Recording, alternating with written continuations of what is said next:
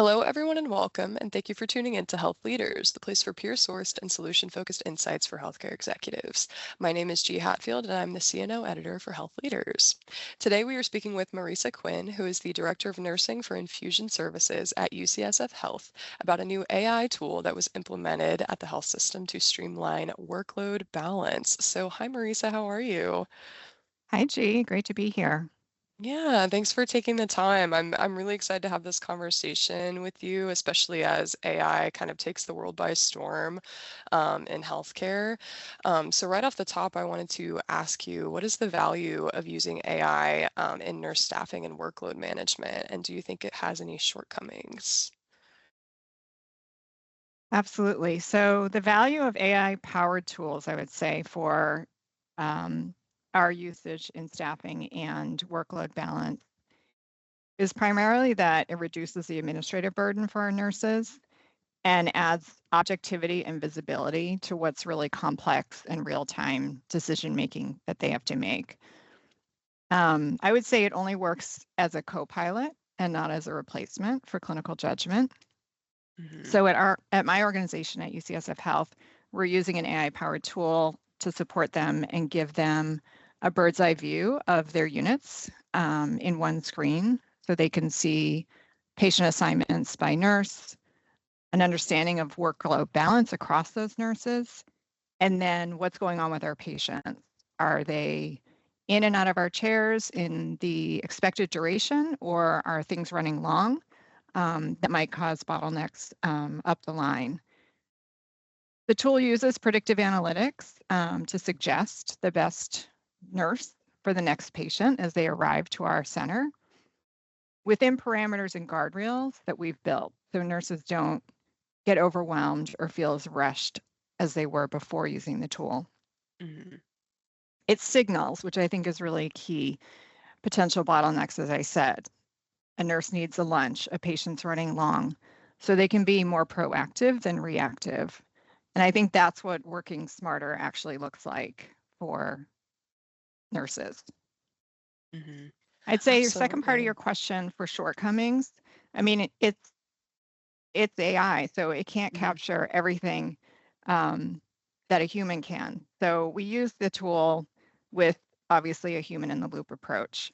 Hmm. The nurses and the charge nurses using the tool are the final decision makers. They can reject every suggestion the tool gives them, or they can accept it. It's really up to them at the end of the day. And AI isn't the solution itself, right? We were very intentional about using it as a decision support tool and not as a decision maker for them. Hmm. Absolutely. And so, what kind of made you decide to go with AI to address the issue of workload imbalance? So we implemented the tool, as I said, for greater efficiency and staff satisfaction.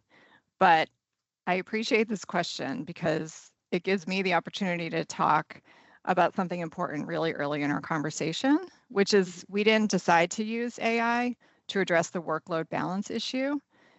And this is where the people process technology framework is so critical in digital transformation. So Mhm. it was our people, my nurses, who brought a problem to us, right? They told us they were feeling assignments were unbalanced. They didn't have visibility into what was happening on the units with all of their team members, and the workload intensity or how hard it was to take care of their patients of each nurse's assignment was not being captured. It was really hidden. And so people didn't know who was doing what, where they might need help, where they might have some capacity to help somebody else. Mhm. Then we looked at the process.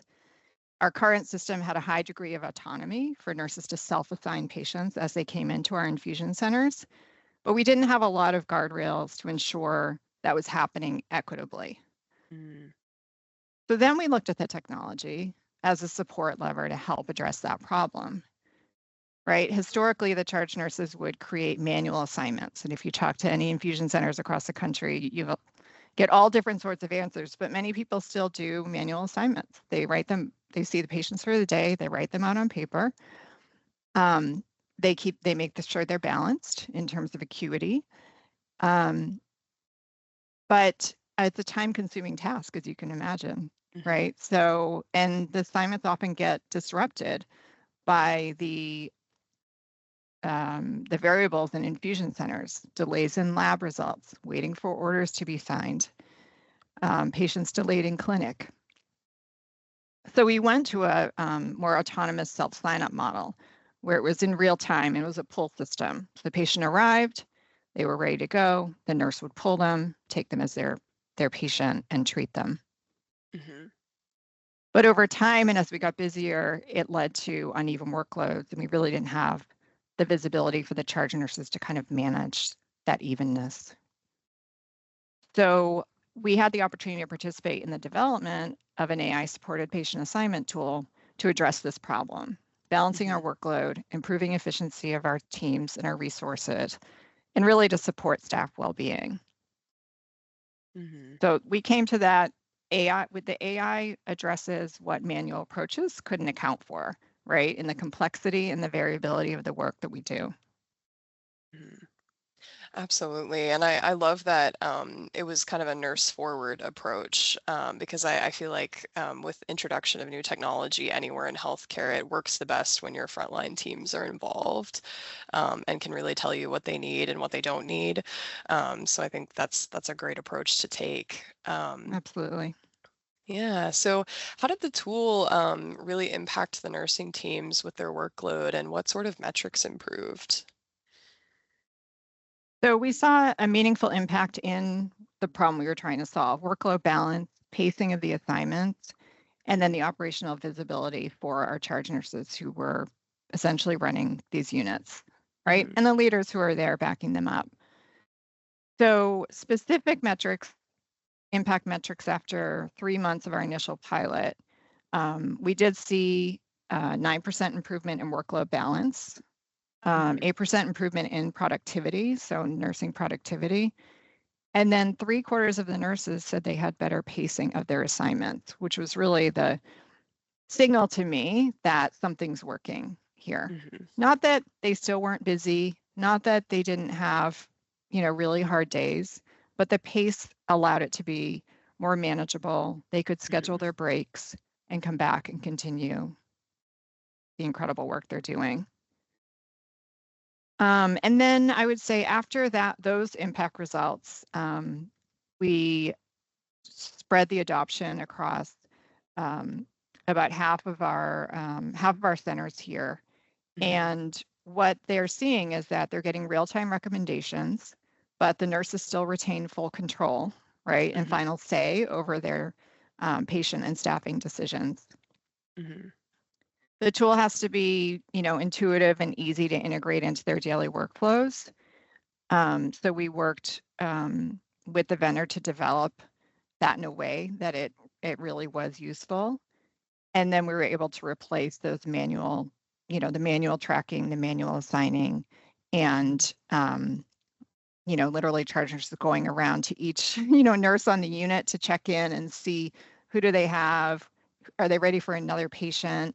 Not that we take the human out of that or that we don't communicate with each other, but it's much easier to have that bird's eye view and then pinpoint, okay, I'm going to go talk to this nurse and see if, she or he is ready for the next patient. Absolutely. And I know you mentioned the productivity metrics, and those are fantastic numbers to get started with. But as you know, CNOs are often having to pitch things to their CFOs to get them implemented. So are there any numbers to report in terms of cost savings that happened after the implementation of the tool? Yeah, I think this is, it's a question on everybody's mind, right? As we adopt these new tools, where is the savings?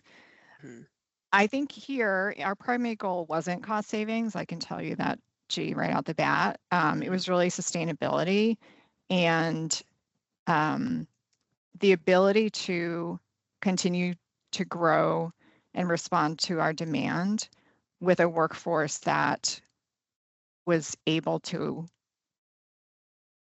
accept them and care for them and be there.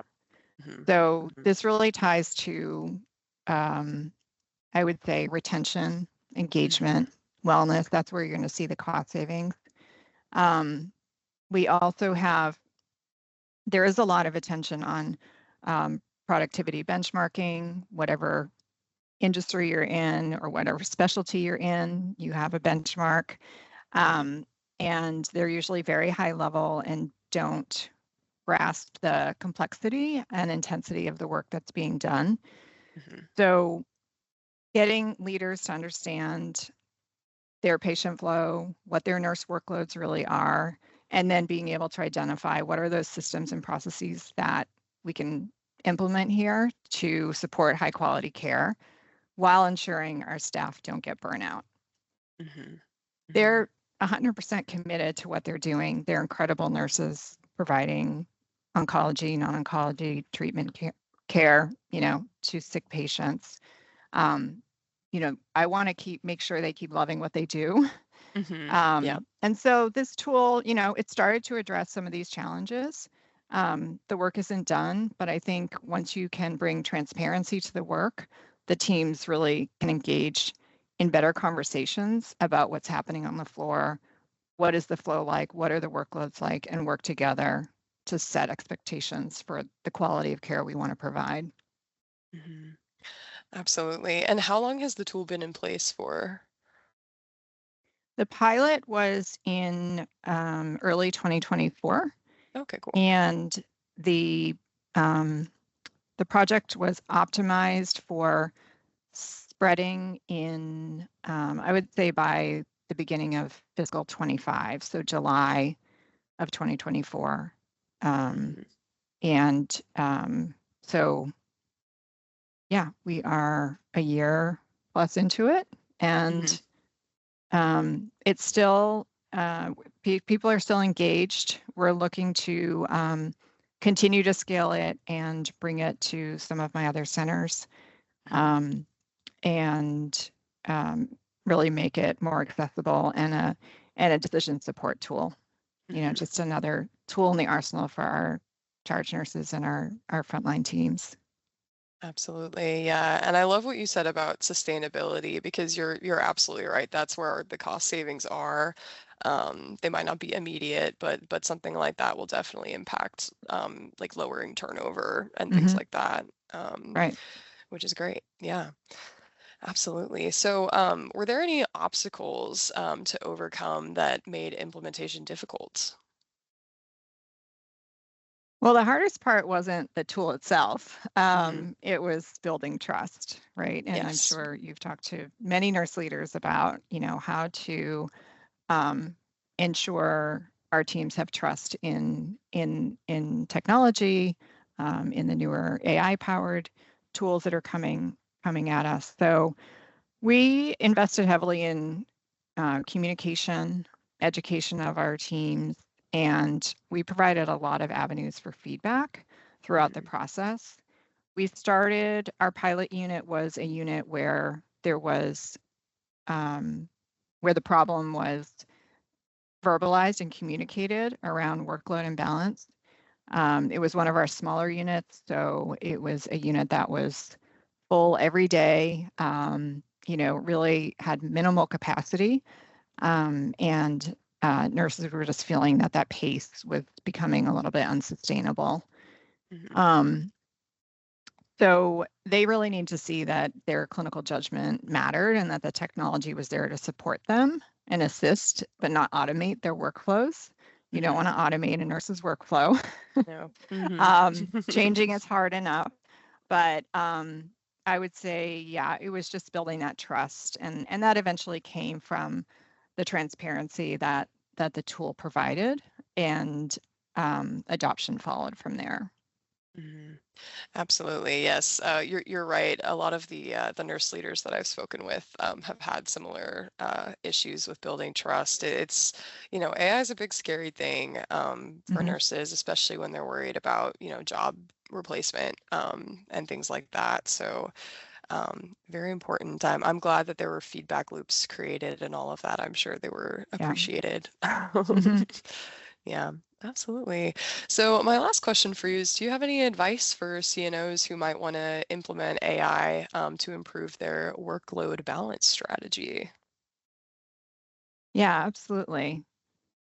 I think there's want, and then there's the inevitable that these tools, exist or are going to be existing in greater numbers in the near future. So, but I would go back to what I was saying before. My advice is don't start with a tool. There are a lot of tools out there. Start with the problems your teams are sharing with you. Nurse executives and leaders, they're out there. They are listening to their people and their teams. They can filter down and get to that pain point and think, what if that was solved, would move the needle in quality, safety, engagement, whatever your KPI is, right? And then once you have the answer to that question, then source the technology, right? Because it's out there and more is coming at us every day. For us, the problem was workload equity, visibility,